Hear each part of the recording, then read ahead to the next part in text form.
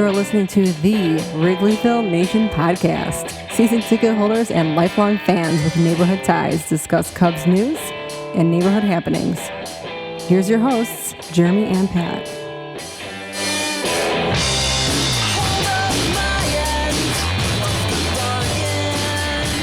Hello and welcome to the Wrigleyville Nation podcast. This is episode 341 of the podcast. My name is Jeremy Deemer and I'll be your host. And I'm joined as always by my co-host. He's my cousin and he's high atop Wrigleyville tonight. How's it going, Pat?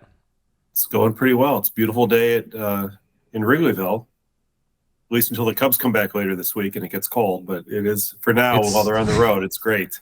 It's so funny how that works. And we've got a long road trip to talk about. The Cubs have played 6 games, 3 more to go. To help us unpack the week that was, we will talk about all the news. We will preview the week ahead. We want to bring on a guest with us, a longtime friend of the show. You know him from all his writings on the internet, his great tweets, his prospect coverage, and of course he was on the scene this weekend as the Cubs took on the Seattle Mariners. We'll hear all about that. Michael Ernst, thanks for coming on to talk Cubs with us tonight. You're welcome. It's always a pleasure. Well, let's, before we get to Seattle, before we get to all of that, the Cubs started their week, Pat, in San Diego, where they lost 2 of 3. Against a weird Padres team. As Monday. If you were ever prone to bad dreams, Jeremy, Monday was a great time to start because the game, those games are going till late at night, and for very little in return. I was watching Assad pitch great on Monday night, and then the Cubs blow this 8-0 lead. This team needs bullpen help immediately, and it's only getting worse. This was hard to watch. Just a brutal collapse. It was an epic collapse, actually. I saw some stats, which I won't even look up because they're too depressing, as to the last time the Cubs blew an 8-0 lead, which was, like 19 far away. Began with a 19, I think. And also, blowing a lead of 8 or more runs, or blowing a lead of 8 runs after the 5th inning, and just any way you sliced it or diced it, it was really bad all around effort. I also would note that I think I calculated, although I didn't see too many people focus on it because 8 runs is a lot, but I think after the 4th inning, the Cubs only had 0 hits or something. Like, they had no hits. They might have had a walk or 2, and that's it the rest of the game. So they did themselves no favor in terms of padding the lead with an insurance run, as they'd like to say. But boy, yeah, the pitching was all around. Whoever came in, I kind of felt like it was deja vu all over again because I was at that Wednesday night Rockies game in Chicago. That's right. An 8-2 lead in the rain, the pouring rain, and the cold weather when the Cubs blew a lead that day as well. So it was two games of similar nature in the period of about 5 days. You rarely see that. Yeah, at least we had the Tuesday game. Michael, you got to see Ben Brown's performance. 4 2/3 innings, 0 runs. I know you were high on him to begin the season. So far, he's been pretty darn impressive. Yeah, absolutely. He's a big, strong guy. He reminds me a lot of the type of guys that Jim Hendry used to draft. The 6'6" right-hander that you mold out of clay and say that's the type of pitcher you want. Throws hard, has a unique breaking ball. Maybe some control problems here and there, but at least so far, he's looked pretty good in the majors. He had the one bad outing out of the pen, but that 4 2/3 doesn't sound like a lot of innings, but that's kind of like the average start around Major League Baseball anymore. And he gave them what they needed after that epic collapse. They couldn't really afford to like go into the bullpen after the third inning again. So, yeah, he's looked good so far, and we're going to see him again tonight. Morel with the grand slam was all the Cubs needed.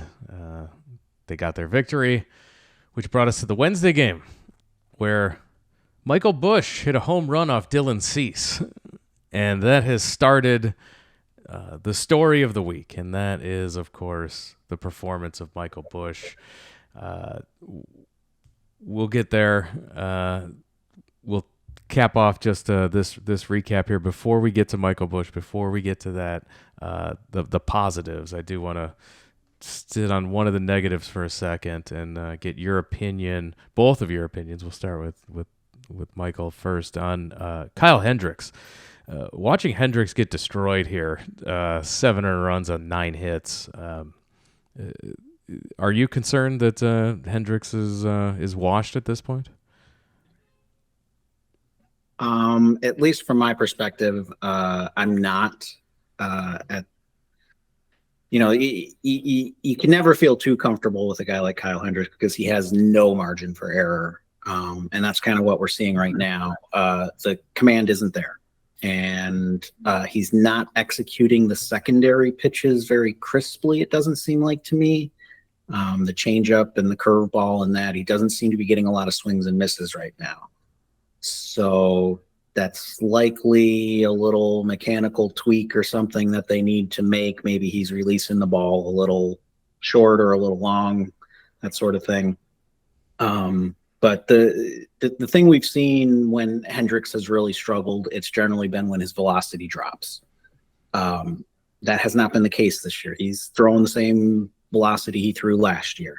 So you'd like to think that, with a little tweak here or there, they can figure something out and get him back to similar to what he was last year. The only caveat I would say is, and one of the main reasons why I was against bringing him back was I felt like he was lucky in the home run department last year. He gave up a lot of fly balls and didn't give up a lot of home runs last year. This year, I didn't feel like that luck was going to hold very well. And so far, he's giving up home runs and a little bit more walks. And but the other thing where we can maybe hold a little bit of hope is he's been getting BABIP to death. A lot of soft contact is finding holes right now. And that's not really something that, is likely to continue. Some of that's going to regress to me. So, well, just got to hope he figures it out. Because with, Steele out, they need that veteran presence to kind of lead the staff right now. I like how you weaved in the words Hendricks and velocity in the same conversation, not once but twice. It's been about 5 years since somebody's done that. But it's all things are relative. You said same velocity, so we're back there. To your point about the BABIP, that is unfortunate. Should even out. Sometimes it does, sometimes it doesn't. With Hendricks, he usually outperforms his peripherals a little bit, just historically. But we see this weird thing where sometimes when pitchers get older, they stop doing that for whatever reason, and it's just hard to necessarily explain. And certainly you're always vulnerable when you don't strike people out to that very thing, which is why obviously strikeouts are considered preferable. The one thing that always comes to mind with me when it comes to Hendricks, he's kind of the equivalent of, in old scouting terms, what we would call a slider speed bat hitter, where as guys get a little bit older, the bat speed drops a little bit and they have trouble catching up with the fastball, and they can still punish the slider, but in order to adjust to still be able to handle the fastball, they have to start a little bit earlier. And then it leaves them susceptible to the breaking ball because they're amped up to get to the fastball. and they kind of have to pick one or the other. And I do wonder with Hendricks, we've seen where the velocity, when he drops down into 86, it doesn't work. If he can maintain it at 88, it seems to work for him. But is he having to amp up a little bit and really put his body into it in order to generate that 88? And maybe it's causing his secondary pitches to be a little off. Maybe the command's a little off. At some point, I feel like there's going to be that turning point for him in his career where it's just no longer sustainable. But like I said, at least at this point, I'm not panicking. But yeah, it's certainly too early to panic. And last year at this time, he hadn't even thrown a pitch yet, remember? So exactly, he was injured at the beginning of the year, which we sometimes forget when we look at his numbers last year. But like you, I was skeptical of re-signing him, Hendricks, to the 1-year option. It was at $14.5 million-ish or something like that. Yeah. And the reason I was skeptical of it was because I felt one thing the Cubs had a lot of was fourth and fifth starters, like back of the rotation kind of guys. And I was operating, based on what Jed Hoyer and others had said, I was operating under the premise that when Stroman left and gifted the Cubs $27 million, that the Cubs are going to plan to go out and get not one but two top of the line pitchers, which would then further move Hendricks down and out of the rotation, and that they could fill that fifth hole or fourth hole with the Assads of the world and the Wicks and the Browns and maybe the Hortons eventually, and even a Wisniewski potentially. They had a lot of names, even a Drew Smiley. They just had a lot of guys, right?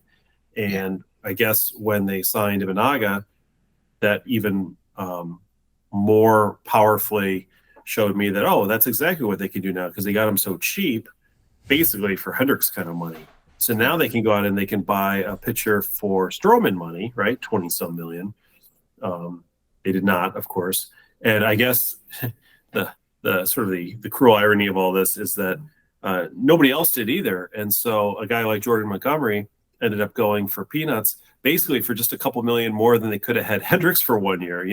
Had they realized, or maybe they did, that everyone would collude silently along with them, no one would sign the pitchers, then they could have gotten some real deals, and they probably would not have signed Hendricks. Because I think if you had asked Hoyer on the day that Montgomery signed, well, if we could have told you before the spring training started, you could have Montgomery for 1 year at 16 or Hendricks for 1 year at 14.5. I mean, I think that would have been a no-brainer. And so here we are in kind of an awkward situation where the Cubs do seem to have a rotation filled with back-end kind of starters. They've been very fortunate so far in that they've gotten really solid production at times out of the Ben Browns of the world, and even Wicks at times, and Assad, although not a lot of not going deep into games as much, but certainly giving them a good, like you say, 4 or 5 innings a lot of times, even Imanaga, frankly, for that matter. Getting a lot of guys who can give you maybe 5 innings, maybe a little bit more, but not much. We're not seeing guys go into the 7th, let alone the 8th or the 9th. And that's going to really start to wear on a bullpen that's already, was undermanned to begin with, I think, in terms of offseason acquisitions. And then B, with the injury to Merriweather, it doesn't take much before that's an issue. And really, you've depleted it by taking Brown and Assad out of it, and so you don't have them in the bullpen to pitch the 2 or 3 inning stints. And Wisniewski must really be bad, because otherwise you think they'd have him there. So it's really kind of like Drew Smiley or bust on a lot of days. So I think they still have a lot to work out there. Maybe if Teon and Steele can come back soon, or sooner rather than later, they can right the ship and maybe move somebody back into the bullpen. But until then, it's going to be a day by day thing, I think. So with the Cubs dropping 2 of 3 in San Diego, they head to Seattle. Busch hit his first home run on the Wednesday in San Diego. He then, which, by the way, was a perfect circle of life, wasn't it? Hendricks on the way out, Busch on the way in. That's right. So let's talk about the story of the week, and that's Michael Busch. Can't stop hitting home runs. 4 straight here. 4 straight games with a home run. You were in attendance, Michael. So tell us, first of all, how How excited! There was a ton of Cubs fans there. I was really impressed with the number of Cubs fans there, and were they all losing their minds for Michael Busch? Yeah, so Friday night, I would say it was the fewest Cubs fans in attendance. I'd say maybe a 20th of the crowd sort of thing. I'm assuming that's because a lot of fans flew in Saturday morning sort of thing, or drove in Saturday morning. So the Friday night game was still vast majority Mariners fans, but the Cubs fans were certainly vocal. Little less to cheer about in that game, unfortunately, as well. But yeah, I had even called because I had bought a ticket out in the right field bleachers, and in our Cubs Discord that I am on, I was like, hey, here's a picture of where I'm sitting, and I fully expect Michael Busch to hit me a home run that I will most likely drop tonight. And sure enough, he hit one. It would have been really, really close to me. I don't know if it was exact, but unfortunately, I wasn't feeling real well the last couple of innings, and I had gotten up from my seat, and I was kind of standing up and pacing because I was kind of miserable sitting down. So I wasn't even in the picture when that ball landed, but it was still pretty exciting to see him hit that. Yeah, because he's been everything the Cubs hoped for and more at this point. So when you look at his productivity, does he remind you more of like an Albert Pujols in his prime, like a Miguel Cabrera, or is he more of a Jimmy Fox or Lou Gehrig type? I mean, how would you place him in history now at this point? I mean, just to keep it along the Cubs track, I mean, we can just call him the Ernie Banks, That's right. He'll be playing shortstop pretty soon with the Rays going, right? I mean, hey, he has played second and third in the past. It's not exactly where I would play him, but it's always a possibility. I love the Apple TV broadcasts. I'm a huge fan of this. The Friday game was on Apple TV. I think they do a tremendous job. I love that the picture quality is fantastic. The way that they do there's the score bugs and the chyrons and everything. It's very it's the opposite of how I feel when I'm watching Marquee. So it's I always love the Apple TV broadcast. There wasn't a ton to get excited for, like you mentioned. The Busch home run's about it. A couple of seeing Jordan Wicks get out of the bases loaded jam in the second, getting the two guys out before hitting Urias was pretty exciting. But it got blown open in the fourth, and the Cubs lost 4-2. On the Saturday game, you got to see Shota Imanaga come out there and keep his 0 ERA through his first 3 starts. This was another fun performance. Suzuki hits a home run, and who saw this coming? Christopher Morel making 2 awesome plays at third base in the 6th. Take us through the Saturday experience. So yeah, I moved my seats over to the third base side, right behind the Cubs dugout, and wanted splurge a little bit more on the finances to get a good look at Shota. You physically took the seats unbolted them from your outfield sits, and yeah, brought them right away. Good. I mean, Shota's been kind of like Busch, everything the Cubs hoped for and more at this point. And, let's just call him the Greg Maddux of if we're gonna go in that direction. But yeah, another great outing by him. Ran out of gas a little bit at the end there where they tried to extend him and save the bullpen a little bit. But he kept the Cubs in the lead, and then the bullpen, it wasn't always pretty, but they ended up nailing it down. And as you said, in part because the defense is starting to come around a little bit. We're seeing a few less mistakes, and yeah, I mean, Christopher Morel made a couple of nice plays, and I'm going to take credit for that because he just needed me to be there right by him to support him. Pat, Christopher Morel at third base, this is hugely important. If they can get that to work, he's worth significantly more as a third baseman than as a DH for this team. It's like a tale of two cities with him. I distinctly remember sitting behind third base, right behind the dugout, and watching him inexplicably allow a floating line drive to go right by his glove in the game where the Cubs almost blew an 8-2 lead, and then came back and won. So to see him perform so well the other day was encouraging. He seems like he has good instincts. I always thought, he's athletic enough, I think, and young enough that, and third base is a perfect spot for somebody like that in a lot of respects, because a lot of it's reactive, which is why it was so inexplicable that his reaction time for softer contact was lower. But he's getting used to it, I suppose, and he's seeing it's like anything, more repetitions there.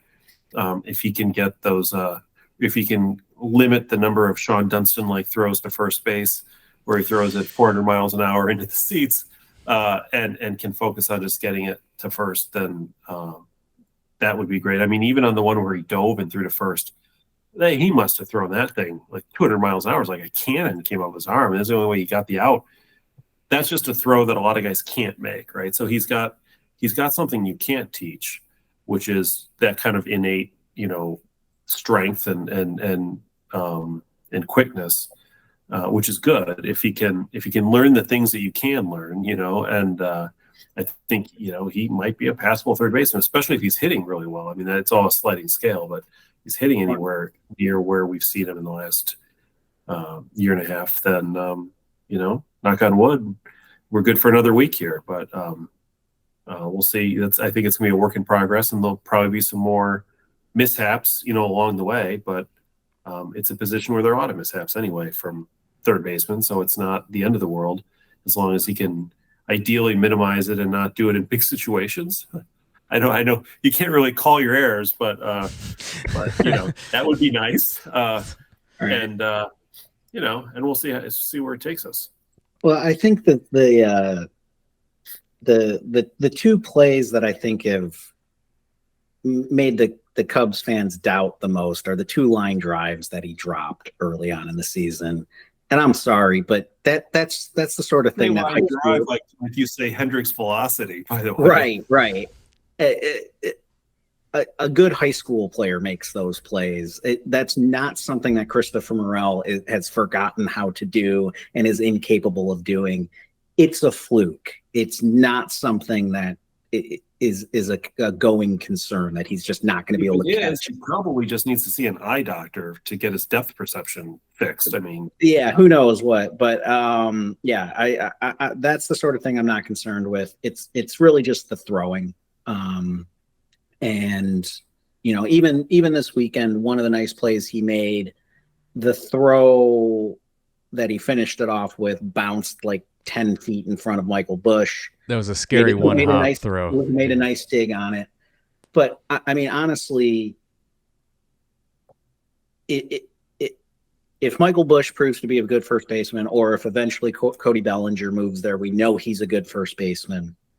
You can, the Sean Dunston thing, you can get away with being a little erratic if you have somebody that, is good at digging the ball out.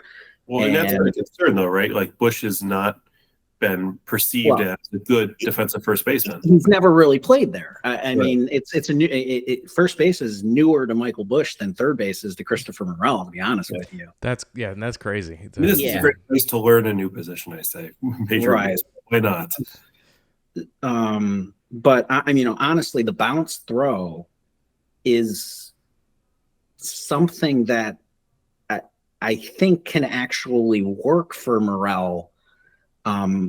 Because his arm is so strong, he can bounce a throw over there faster than Madrigal can throw a ball over there. Better he bounces than throw it too high, I think. Exactly. You at least give your first baseman a chance in those instances. So, I mean, was it Lester? Yeah, with his little yips to first base. Remember when he used to catch the ball and field it? He'd bounce throws over there on purpose.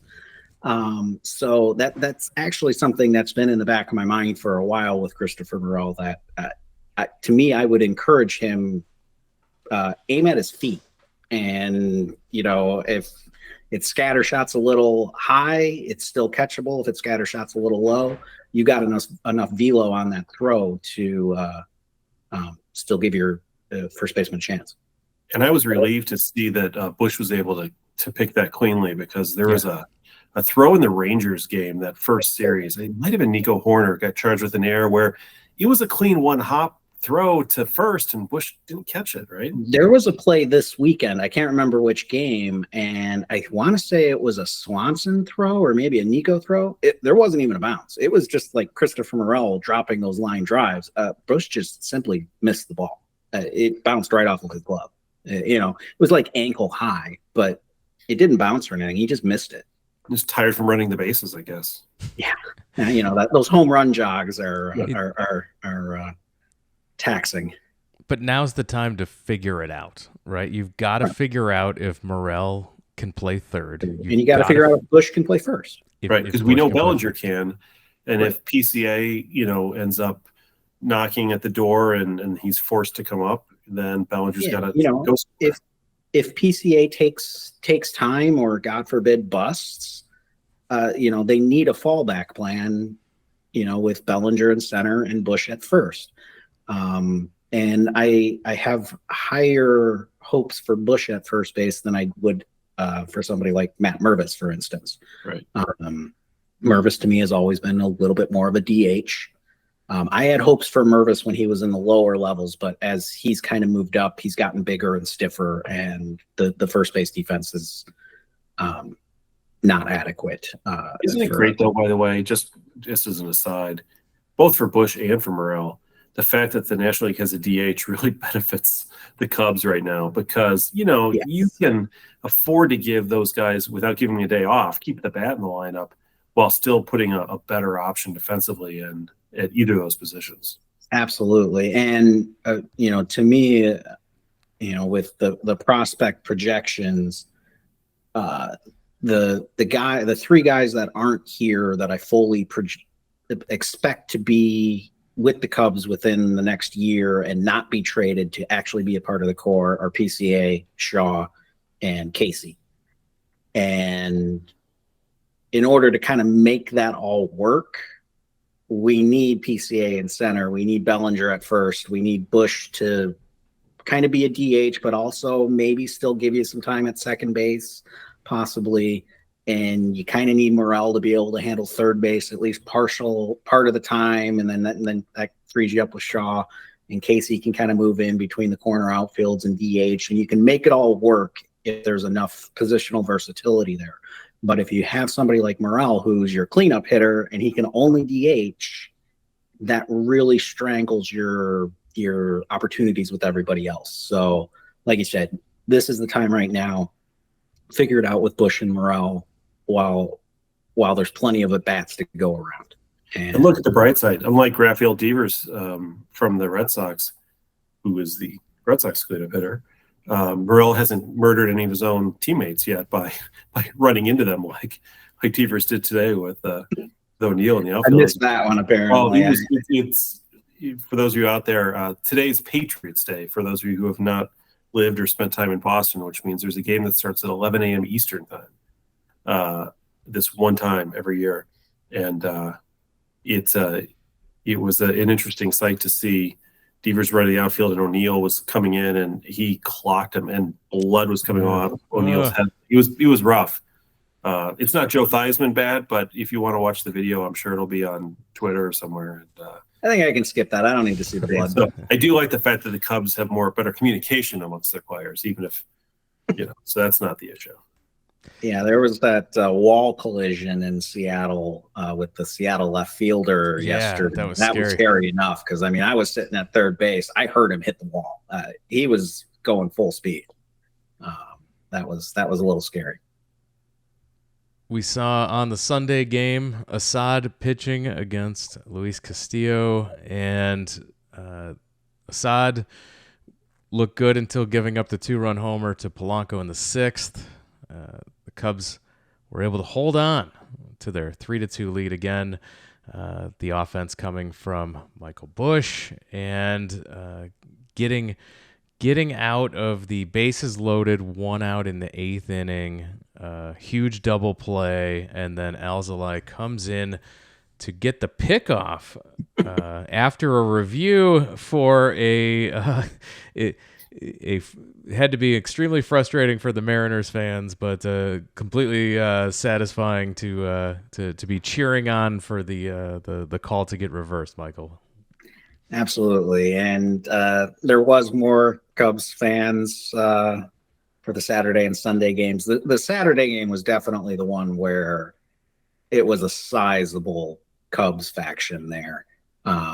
Dropped a little bit for Sunday, but definitely as the game wore on, a few of the Mariners fans filtered out in the late innings. They're apparently not up to speed on the Cubs bullpen issues, and that they didn't feel like they still had a chance. But now the second game in my life that I've been to where they've won it on a pickoff at first base in the 9th inning.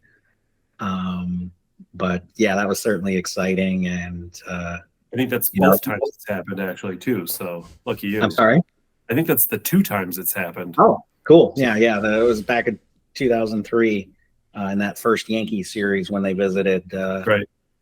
I managed to get to 2 of those 3 games, and so yeah, that was that the Andy Pettitte game, or was that? I'm trying to remember. It was the 3rd game, which yes, Okay. I believe that was Pettitte and Pryor. Sunday night game, right? Yes. Yeah, we roughed them up. I remember being at that one. Yeah, so I was at the Friday and the Sunday game. I missed the Clemens. Kerry Wood Saturday crash with Eric Karros or Heesop Choi. Yeah, Heesop Choi. Yeah. So yeah, I missed that game. Yeah. But yesterday was definitely very cool, though. I actually had flashbacks with that pickoff of something that did not happen, but if you told me it did, like 10 years from now, I'd probably believe you at that point. I was thinking, this is the kind of thing that would have happened in like 2003 in the 9th inning. I could see a scenario where like Moises Alou got a base hit and Sosa was up at the plate, and Moises just was like staring off into space and got picked off first base. It seems like such a likely event. If you told me that had happened, I'd have believed you. I would have remembered it probably artificially. I got flashes. I feel like it might have happened to Mitch Webster in 1989. It sounds about right. I feel like it really did happen to somebody on the Cubs back around that time. But as far as the late game stuff, Alzolay, he's kind of like Rod Beck. He's, for whatever reason, he can't get a save if there's not somebody on base, and it frustrates you. But he generally gets the job done most of the time. I'm not overly concerned with that. Whereas Hector Neris,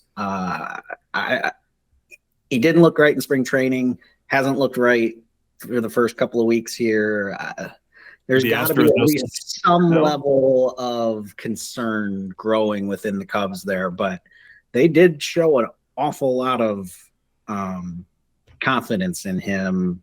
They brought him in the 8th, and they had nobody else up in the pen. I thought for sure they'd have Little getting ready to come in at a moment's notice, but no, that was his inning, and they didn't get anybody up until the bases were loaded. And another inning-ending double play there. That was quite beautiful. They really need him to perform because he was the guy, the only guy they went out and got. And I think a lot of us thought the Cubs would get a couple guys to help fill in the pen, but they didn't because they did with him and Almonte. I was kind of expecting a righty and a lefty. And don't forget Quast, I suppose, like who they sort of acquired last year. I mean, there were guys who I think they thought would fill in, and they had the Smiley situation they were stuck with. So they had bodies they couldn't. Right. And I do think they expected Brown to break in with the pen at some point this season, potentially even early on. But obviously he's been needed in the rotation. But, it would line up an awful lot better if Neris was performing like he has for like 8 consecutive seasons. We talk a lot about reliever volatility, but Neris has been one of the few guys, throughout baseball who has pretty consistently been the same guy year in, year out. But for whatever reason, it hasn't worked yet this year. But if you had lined him up for the 8th inning and you still had Merriweather giving you the 6th, 7th inning, Leiter has been great this year. Leiter's been great, yeah. And you could mix in Almonte and Little, and as they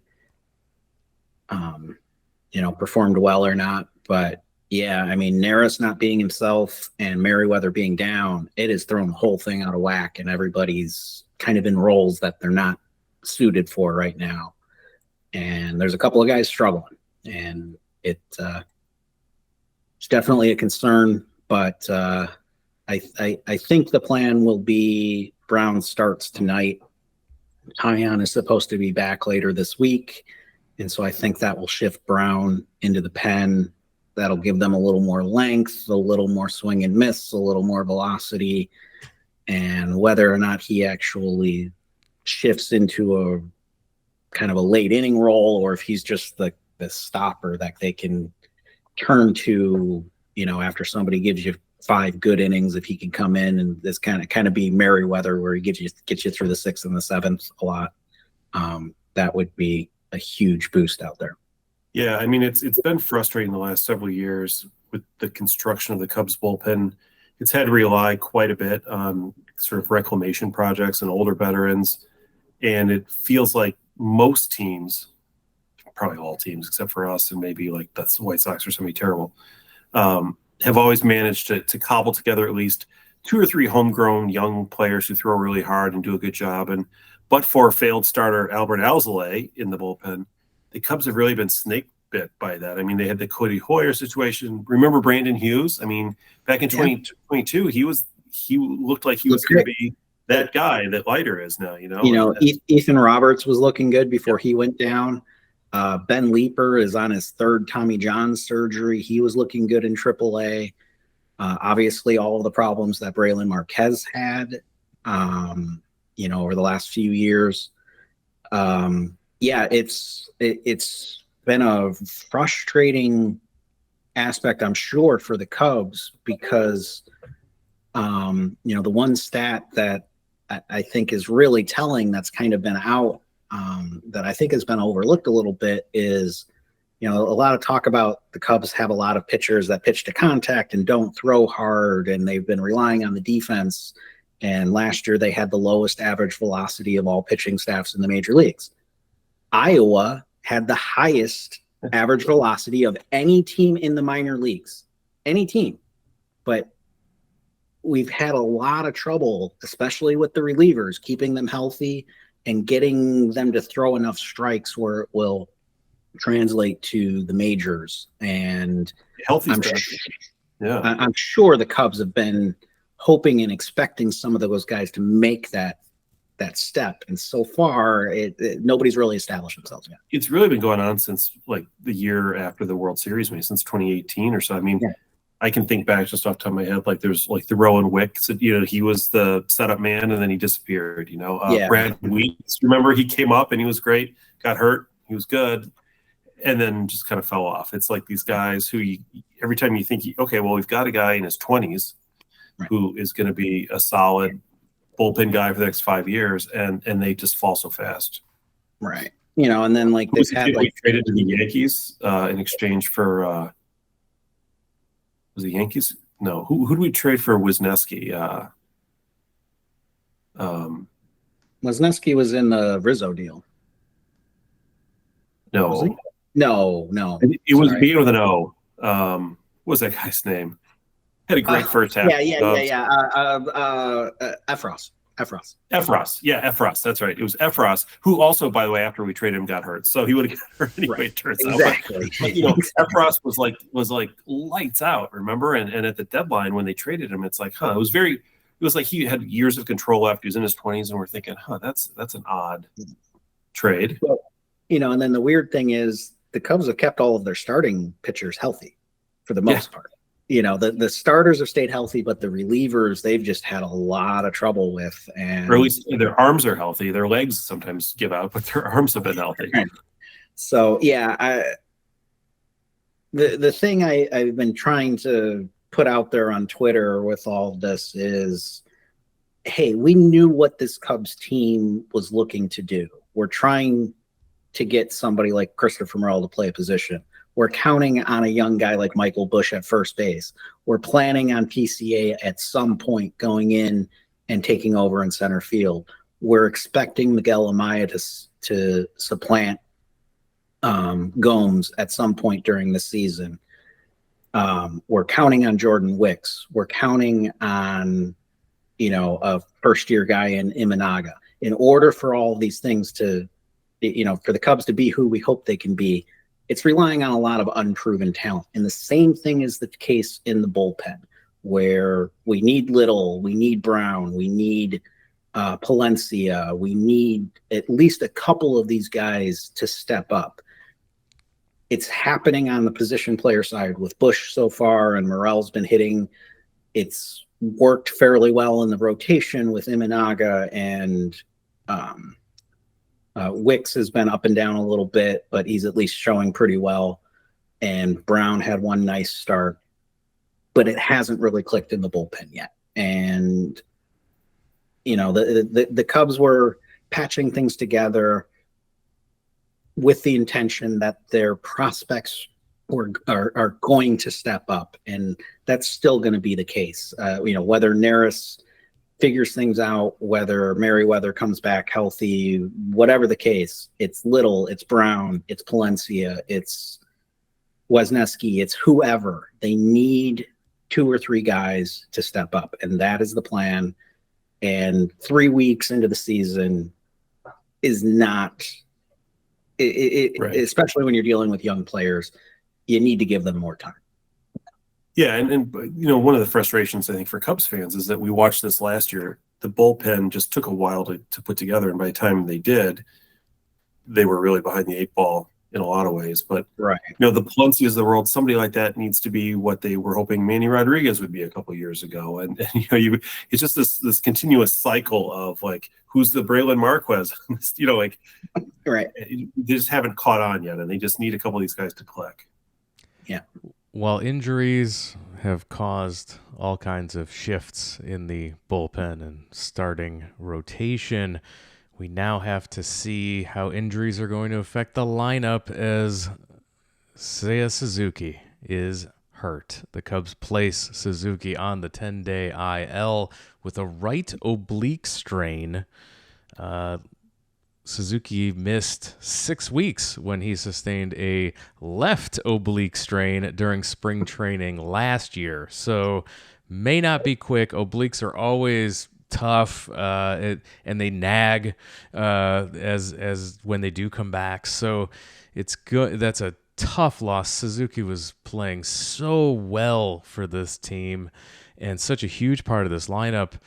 But the good news about it is the guy they called up is Alexander Canario, who we were very excited between what we saw in spring training, what we saw him do last year. We really hoped that he would get an opportunity, and hopefully he's going to get an opportunity to step in and contribute. Michael, your thoughts on both the injury and Canario? Yeah, obviously a really tough break for Suzuki, who picked up right where he left off at the end of last year and was just hitting the crap out of the ball, getting really good at bats. And, he was the Cubs' best hitter at the end of last season. He was the Cubs' best hitter at the start of this season. And and it's just really unfortunate timing. I did see the play where he apparently hurt it. He did kind of hobble into first base a little bit, trying to run out a ground ball. Didn't look too bad. I think he even finished the game. I don't think they took him out. He was a DH, I think.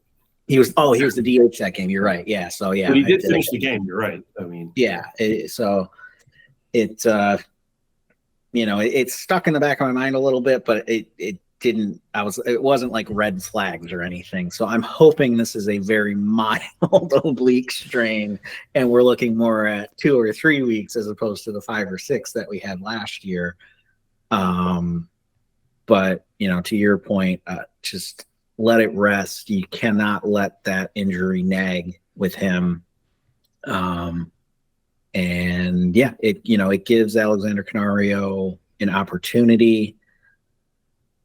I don't expect him to play every day, despite what many Cubs fans are probably hoping. I think you're going to see Tauchman platoon with Canario in right field. I do think Canario will then take over some of Tauchman's vacated DH at bats, but I think you'll see Cooper, who is starting tonight at DH, and also maybe Mastroboni mixed in a little bit as another lefty option. So I'm hoping maybe 50 to 60% of the playing time we'll see Canario get a shot. But my expectation would be he's going to hit home runs. The dude hits the ball hard. He can hit them out as well as just about anybody. So I don't think they're going to miss a ton of slug with Suzuki. What they are going to miss is the strike zone judgment, some of the contact. You're not going to get the average. You're not going to get the on-base percentage that Suzuki's been giving. I don't expect a huge drop-off in defense, if any. But especially if Tauchman plays out there quite a bit, they'll be fine. But and I will just say, if for whatever reason this thing does linger and or Canario doesn't play well over a 2 or 3 week span and the Cubs need a boost, I would not rule out Owen Casey getting an opportunity here. The Cubs are impressed with him. I know they are, as they should be. He's very young. He's still just getting his first taste of AAA, but if the playing time is there, I don't think they'll just bring him up to fill in for a week that causes 40-man roster issues and blah, blah, blah. They're not going to do that. But if there does become a significant hole, whether it's Suzuki or if another outfielder gets hurt, I don't think they would bring up Alcantara, and I don't think they would bring up Brendan Davis. I think they would make a space for Owen Casey, and that would be the route that they go. But for the time being, it's Canario, and we just hope he hits. Someone in the audience out there is like, "No, Michael, you forgot. They could bring up Shaw and move him to third, and they could have Morel play outfield." I've already had that conversation with one of the guys on Twitter. As soon as he brought it up, I was just like, and he was like, "They could just release Brennan Davis, put him on waivers." I'm like, "Well, what the?" I just stopped. I ended the conversation right there. I'm done with that. No. Let's. I have a hot take on this one. Please do. And I am a huge Suzuki fan, big believer. Check out both my fantasy teams, so you can see the pain I'm undergoing right now. He's in year 3 of this 5-year deal. I hope this isn't lingering. I hope this isn't something that doesn't resolve itself till after the All-Star break, because at some point you hit a tipping point where it's like, was this a contract? Was it worth it or not? And we're still on the fence a little bit, I guess. If he isn't able to stay healthy, I mean, when the Cubs signed into that 5-year deal, obviously the hope was that he would stay healthy the whole time. But you got to stay healthy at some point, and he's really been hobbled and rendered fairly ineffective at times from these injuries. And I hope that I just think that if he's not like last year, for example. If he's not 100% until August, it'll be too late for this team. They don't have the luxury of, I think, being able to. I mean, unless something unusual occurs, like maybe a Canario comes up and he's he turns out that he is an all-star. I mean, the one thing I'll say is the Cubs do have options. They do have Casey if it comes to that. They do have PCA, which would be the other option where he could play center and Bellinger could move over to right. And that's what I was going to ask you about. That was my next point, which is, you talk about bringing up Owen Casey and some other guys. If PCA is what they say is, and if they feel comfortable with him hitting major league pitching, I think the play might be having Bellinger swing over and have him play in right field and have PCA in center. Really, it's certainly an option. Especially if the outfield defense is struggling, you more lean towards PCA. If they're really missing the bat presence that Suzuki, or if Ian Happ goes down or something like that as well, where they really need another bat in there, I think they would lean more towards Casey. This last week seemed to be an indication that the bats have gone a bit quiet temporarily. Yeah, I'm not really sure what's happening with Ian Happ. He's been 0 for quite a while here, and we've seen this from him in the past where I don't know if the bat, it's kind of like almost like a dead arm with a pitcher where he makes contact and it's just got no jump off of the bat whatsoever. And he seems to be in a little bit of one of those spells where he's just kind of got warning track power right now. And I'm hoping he can snap out of it soon, because with Suzuki down, Christopher Morel is battling a finger issue, and he was not hitting the ball well in Seattle either. He's really getting tied up inside. Bellinger is not hitting the ball. Bellinger hasn't found his swing Nico yet. Horner, my preseason, one of my fears when we were doing our preseason projections was I had this fear, not necessarily a prediction, but a fear that Nico Horner might regress this year offensively. It's really weird. I never would have guessed that he was going to have so much trouble making contact like he has been. I'm not sure what the issue is, if he's trying something different, or I haven't really focused on it because I'm so used to that. Yes. Yeah, I'm just so used to just Nico's fine. He's going to figure it out. I'm not worried about it. And up until this point, I haven't been worried about it. And he did get a couple of hits, like Nico hits the other day. But he did also swing through a few pitches that I fully expect him to usually make contact with. So I'm not really sure what's going on there. But one of his issues is that he just doesn't have a lot of power. So like this year at 57 plate appearances, he has 1 double. That's it for extra base hits. So if you're going to do that, you got to get – I mean, he's been walking more, which I'll give him credit for, but you need to get that average over 200 if you're not going to hit for power. He really has to utilize his stolen base speed and things like that in order to make himself a valuable commodity on the offensive side. Yeah, he's definitely a guy he's basically – and this is something that I brought up like the year after they were drafted, but Nico Horner is basically what everybody expected Nick Madrigal to be. Yeah. And except his legs work, Well, right. But that relies on hitting 280, 290, 300. If they're not doing that, their value decreases substantially. Because as you said, there is no power or limited amounts with Nico. And yeah, you still get good defense out of it. But if they're playing second base, that's significantly less important than shortstop. And yeah, it becomes an issue. But like I said, it's 3 weeks. I'm not freaking out about Nico yet. You could go 3 for 4 tonight with a couple doubles, and we'll feel a lot better tomorrow. Right. That's right. Well, let's look ahead to the week that will be as the Cubs. That transition, Jeremy. Thank you. Yes. The Cubs are playing at Arizona, wrapping up the West Coast trip for 3 games, and then coming home for 4 against Miami. So the matchups in Arizona: Ben Brown against Merrill Kelly, Hendricks against Henry, and then Wicks against Fought to close out the Arizona series. Pat, we'll start with you. Predictions for the week. 7 games this week. 3 in Arizona, 4 at home against Miami.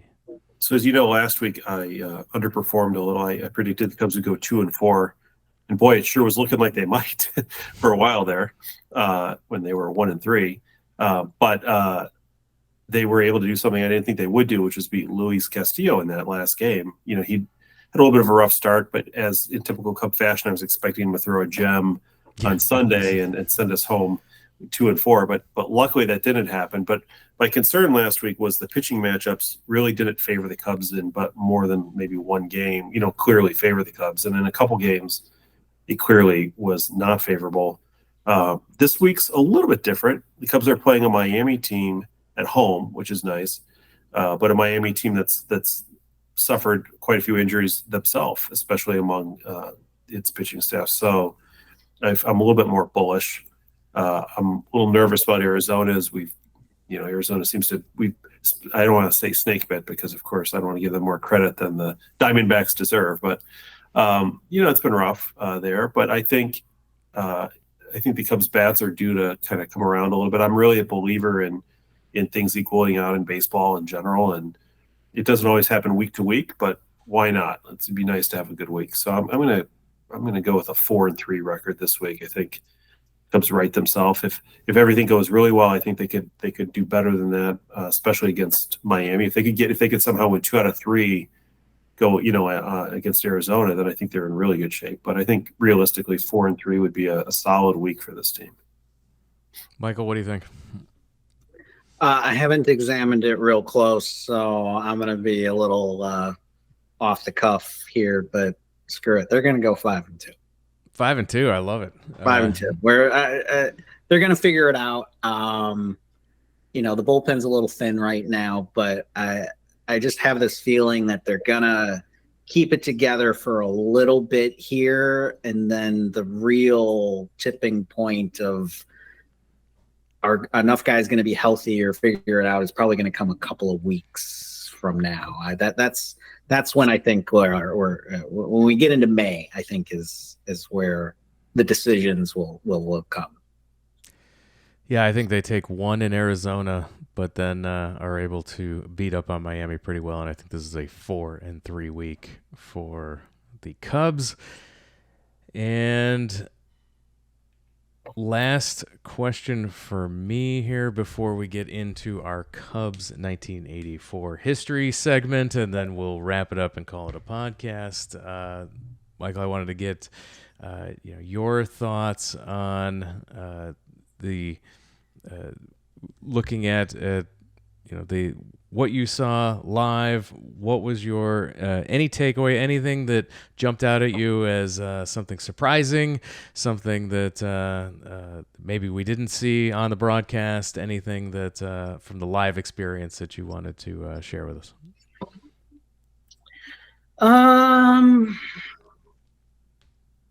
Not really.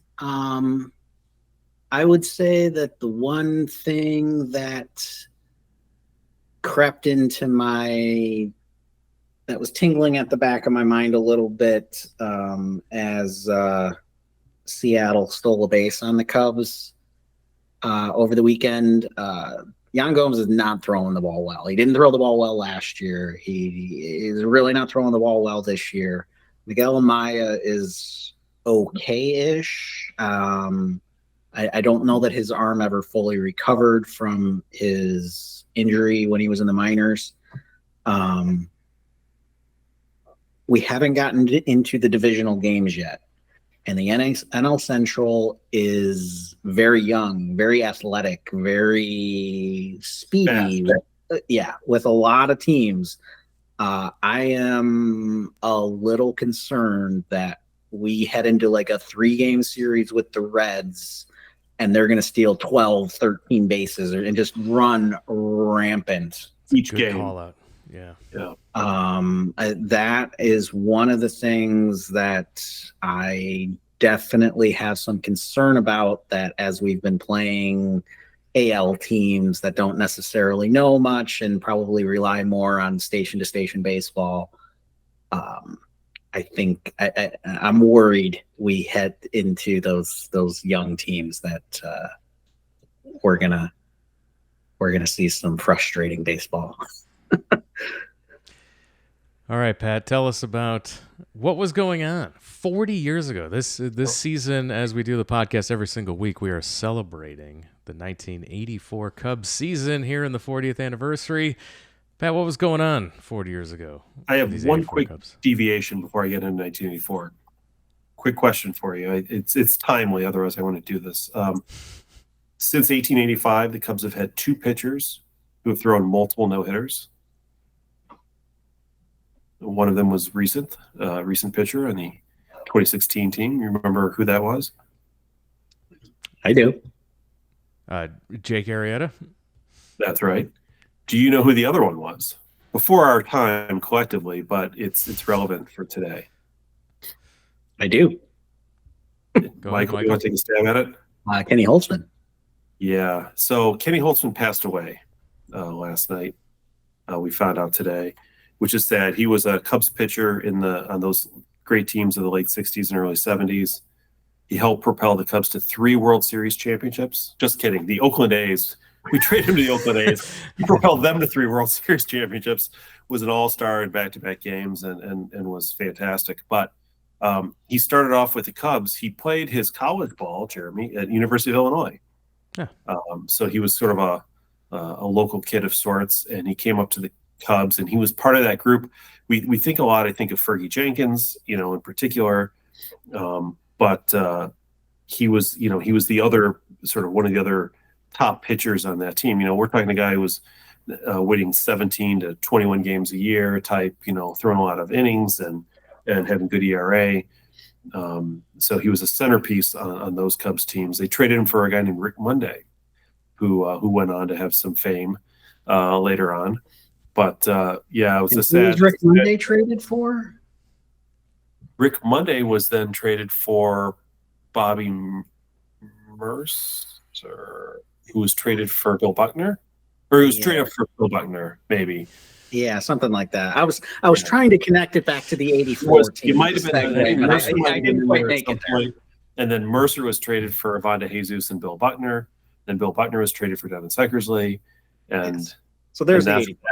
That ended, yeah. And then Avonda Jesus was traded for Ryan Sandberg and Larry Baugh. There you go.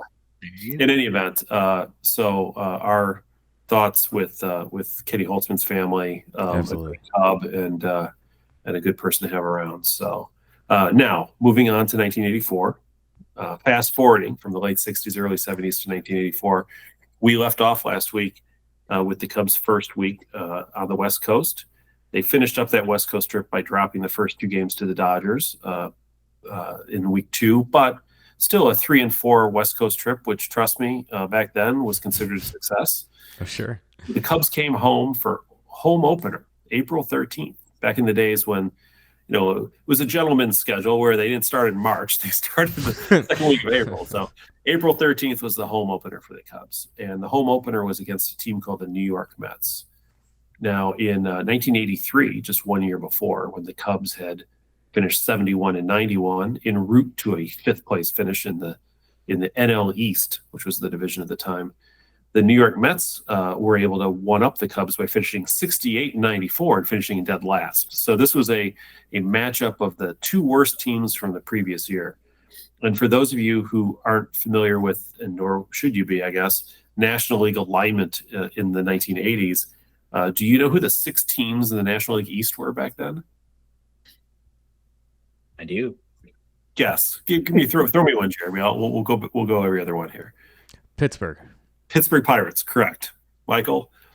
Montreal Expos. Jeremy? Atlanta. No. They were in the West, of course. Playing with the Dodgers and the Giants. I mean, why wouldn't they be? St. Louis.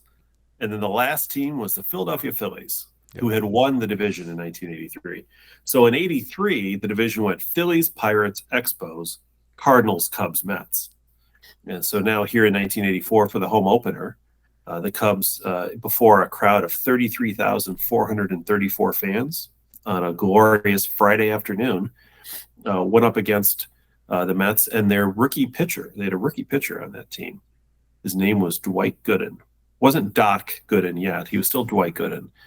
And we'll often talk about how the Cubs, famously Tuffy Rhodes, hit 3 home runs on opening day off of Dwight Gooden. That was in 1994. In 1984, the Cubs hit 3 home runs off of Dwight Gooden also. So Wrigley Field was not a place he liked to start his season. But in 1984, the home runs were hit by Ron the Penguin Say, who the Cubs had acquired from the Dodgers in the offseason, Jody Davis, the Cubs catcher, stalwart of that team, and Gary Sarge Matthews, who they had acquired like 2 weeks before in a late spring training trade. So they hit the 3 homers off of Gooden. And unlike the 94 game, in the 84 game, the Cubs won 11-2. It was a great game. In fact, they knocked Gooden around quite a bit in that game. So that was a great way to start the season. The next game, just to give you a little flavor for what life was like for the Cubs back in 1984, Game 2, Saturday afternoon, 4-4 off a big win the day before. Cubs played in front of 15,789 fans on a Saturday. And Dick Ruthin, who was the ace pitcher to start the season, propelled the Cubs to another victory. The Cubs won 5-2 in that second game, so they beat the Mets 2 in a row. What's interesting is the third game, and at the time people thought little of this, it was on a Sunday. The game was rained out, and it was scheduled to be made up as part of an August 7th doubleheader. Please believe me when I tell you, audience, no one was thinking at that moment when the doubleheader was announced that the August 7th, 1984 doubleheader with the Mets would have any significance to anyone at all. And yet, and we will get to this in August of this year, it would have a huge significance, that series. But at the time, it was just, and this is the beauty of having the imbalanced schedules where you played your own division most of the time, right? The Mets were going to come to town a couple times, and we're going to go there. So no need to play a game in 12-degree temperatures back then. You would just schedule a doubleheader. That's what people did. So the Cubs on that day had a rain out. They then had the Monday off. The following Tuesday, they were due to play the St. Louis Cardinals. Cubs riding high on a at that time 5-4 record, and that game was snowed out. So the Cubs did not play that game either. Instead, they scheduled a doubleheader for the following day, Wednesday, which we'll get to next week because we've now run out of the week. So here we are. Cubs have not played a game now for 3 consecutive days, which is great when you have a 4-man rotation because it makes it a lot easier to manage your pitchers. But the Cubs had a very successful finish to the week, a 2-2 week overall. I will just note that the drainage was not as good back then as it is. Remember when the Cubs, even before they redid the stadium, I want to say it was probably like 20 years ago. Remember they hired the guy from the White Sox and they actually leveled the playing field, literally, because before he was a crown stadium, yep. So you couldn't see first base from third. Like if you were in the Cubs dugout, you could not see first base. So when they would scream and yell about calls at first, they were just kind of going off instinct at that point. But they put a real a more modern drainage system into the ballpark that would help rain go, because back in the 80s, when it rained, the rain sat there. I mean, there was nowhere for it to go. So that may have contributed to the plight of the Cubs in April of 1984. But much to talk about in future weeks, but that's where we were on this day in 1984. Do you mind if I add a little bit of flavor? Please. You may, for sure. So that win against Dwight Gooden in 1984, you might think that, the Cubs are going to have this guy's number for the rest of his career. It will 10 years later in one game. Dwight Gooden, despite the fact that he is remembered as a guy who gives up a lot of home runs against the Cubs, is maybe the ultimate Cubs killer of all time. If you seriously look up his record against the Cubs, it's like 28-1 or something ridiculous. And that 1 or 2 losses that he had was in 1983 when he was making like his second start in the majors. He won like 26 consecutive games against the Cubs. They basically didn't beat him for the rest of the 80s. wild. The absolute, and it was like with a 1 point something ERA. He was basically prime Jake Arrieta against the Cubs for like a decade. And I have actually watched that game on YouTube. Actually relatively recently, I watched it over the winter. So that was kind of fun. But yeah, we were talking about the NL East. It's something that I often bring up on Twitter whenever somebody talks about realignment and rivalries and all that kind of stuff. I just don't care about that thing. And you see every once in a while, like the realignment where it'd be like, oh, we'd split up the Cubs and the Cardinals. I don't care. I grew up hating the New York Mets more than any other team. That was the team. There was not only no more hated team for the Cubs in the mid 80s, there was no more hated team in America than the 86 freaking Mets. I rooted for the Red Sox, not only because they had the greatest player of all time, Bill Buckner, on the team, but because they were playing the Mets with Gary Carter and Lenny Dykstra and Wally Backman and all these evil players, right? And Keith Hernandez, who was he was a Cardinal and a Met. So I did check. Dwight Gooden was 28-4 versus the Cubs with a save on top of everything else. Okay. No, he did have our number, but not the first time he played us. Yeah. The other thing I will add to the NL East thing, do you remember the team that was in the NL East for one season with the Cubs that people don't probably remember as a division rival for 1 year? In the NL East before they went to the Central? Was that the Florida Marlins? It was the Florida Marlins, was a member of the National League East with the Chicago Cubs for one season before realignment in 1994. Did you know that but for the realignment to the three divisions, the year they went to three divisions, the Cubs would have won the NL East with all those teams together. Had they not gone to three, had they stayed at two divisions, the Cubs would have been a division winner.